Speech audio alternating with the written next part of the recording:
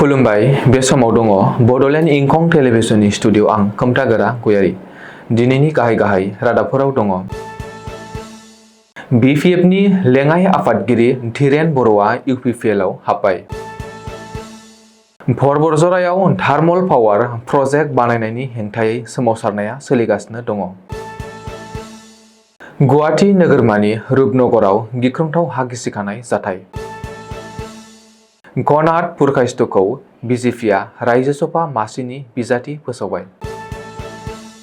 बिकेडब्लिउएसीआ Assam downtown इउनिभार्सिटियाव फरायहोनो सायख' आनजाद खुंदों। एनएफएटी 2025 आनजादखौ नागारहायै जेंनानि थाखाय केन्सेल खालामथ'नाय जाबाय। दानिया फैदिनि आबुं रादाबाव।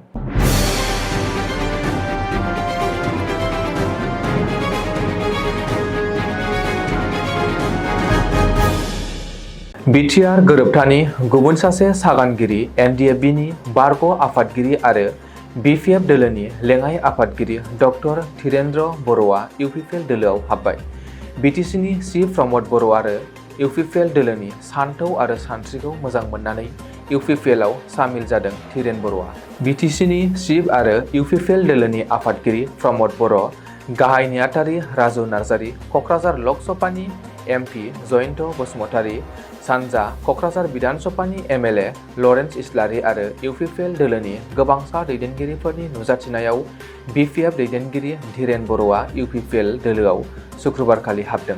मिन्थिनो हानाय बायदिब्ला धीरेन बर'आ क'क्राझार नोगोरनि चन्द्रपारायाव थानाय प्रमद बर'नि थाग्रा खुलियाव थांनानै इउपिपिएल दोलोआव सामिल जाहैयो। बबेखानि बिटिसिनि गुबुन सासे सागानगिरि धीरेन बर'खौ इउपिपिएल दोलोआव बरायनो मोननानै गोजोननाय फोरमायदों प्रमद बर'जों लोगोसे लरेन्स इस्लारि आरो इउपिपिएलनि दैदेनगिरिफोरा। मख'नो गोनांदि बिटिसि बिसायख'थिनि सिगां बिपिएफनि लेङाइ आफादगिरि धीरेन बर'आ दोलो नागारनानै हेंथा दोलो इउपिपिएलआव हाबहैनाया हाग्रामा महिलारि दैदेननाय बिपिएफ दोलोनि गेदेर खहा जादों।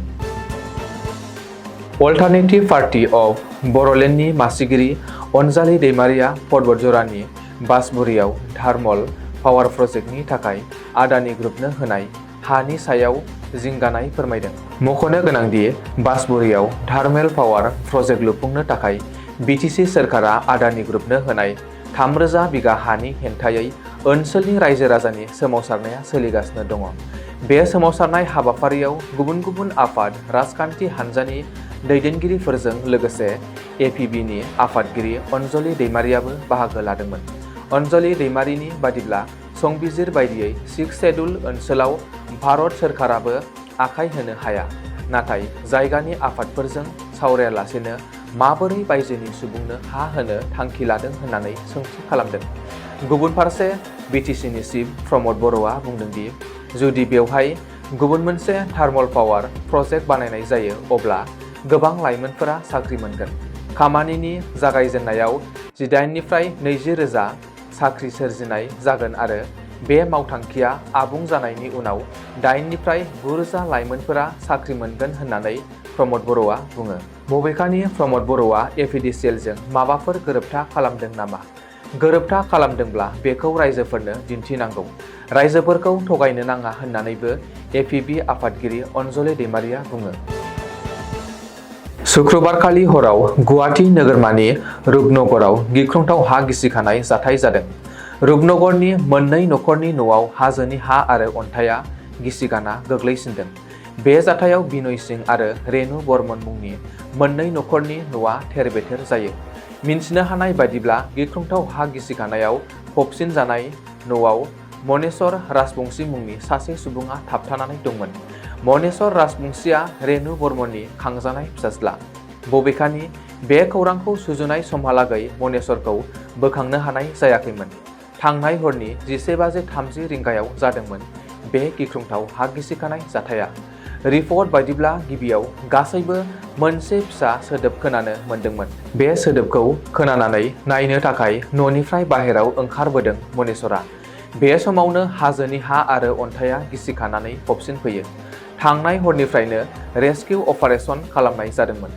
अन्थाइखौ सिमफायनो थाखाय ड्रिलिं मेसिनबो बाहायनाय जादोंमोन। नाथाय सिङाव एक्सकेभेटर हाबनो लामा गैयैनि थाखाय मनेश्वरखौ बोखांनायाव माखासे जेंना नुजाथियो। बे जाथायनि उनावनो रैखाथिखौ नोजोर होनानै रुपनगरनि गं 12 नखरफोरखौ खालि खालामनो बिथोन होदों होननानैबो सुलुङाव फोरमायदों। आसामनि मोननै रायजोसभा मासियाव जानो गोनां बिसायख'थिनि थाखाय बिजेपिआ बिजाथि फोसावबाय। बिजेपिआ घनाथ पुरकायस्थनि मुंखौ जानो गोनां रायजोसभा मासिनि बिसायख'थिनि थाखाय बिजाथि महरै फोसावबाय। घनाथ पुरकायस्थआ मिरुनि बारग' मन्थ्रि आरो सेनियर बिजेपि लिडार कबिन्द्र पुरकायस्थनि फिसाज्ला। मख'नो गोनांदि फैगौ 19 जुनखालि आसामनि मोननै रायजोसभा मासियाव खुंगोन बिसायख'थि। नाथाय रायजोसभानि मोनसेल' मासियाव निजायै बादायगोन भारतीय जनता पार्टीआ। गुबुन मोनसे रायजोसभा मासिखौ मित्र दल असम गण परिषदनो हगारनानै होदों बिग ब्रादार बिजेपिआ। मिन्थिनो हानाय बायदिब्ला असम गण परिषदाबो दिनैनि गेजेरावनो गावनि बिजाथिखौ फोसावनो हागौ। बेखौबो मख'नो गोनांदि आसामनि मोननै रायजोसभा मासिनि बिसायख'थिनि थाखाय समबारखालि नमिनेशन होनायनि जोबथा खालार। बिटिआरनि बायजो बर' फरायसाफोरनि सोलोंथाइ बिथिंखौ जौगाहोनाय थांखिजों बिकेडब्लिउएसिनि सोलोंथाइ बिफानजों खुंजानाय सायख' आनजादा दिनै जानानै थांबाय।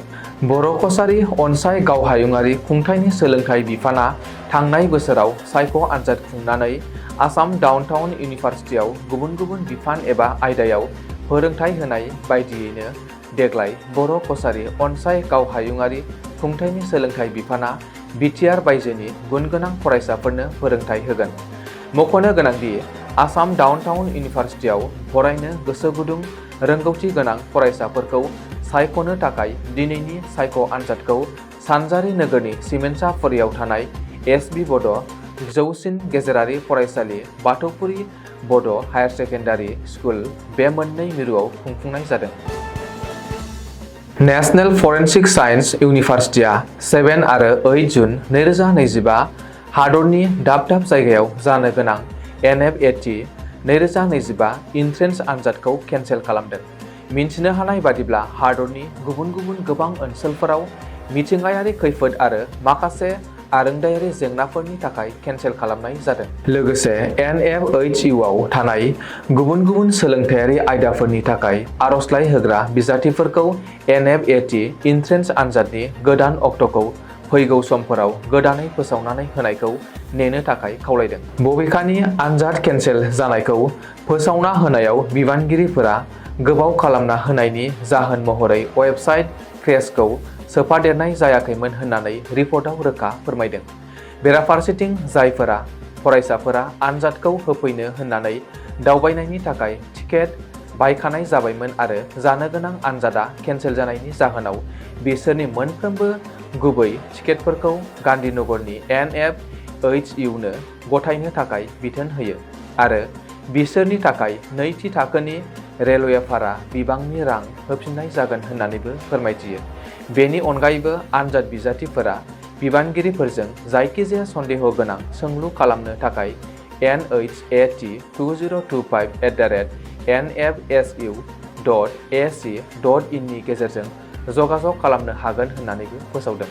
हरखाबै नागारहायै जेंनाजों दोनथ'नांनायनि जाहोनाव मुलुगसोलोंसालिया दुखु मोननाय फोरमायदों। दिनैनि रादाबा एसेनोसै। गोजोन्थों।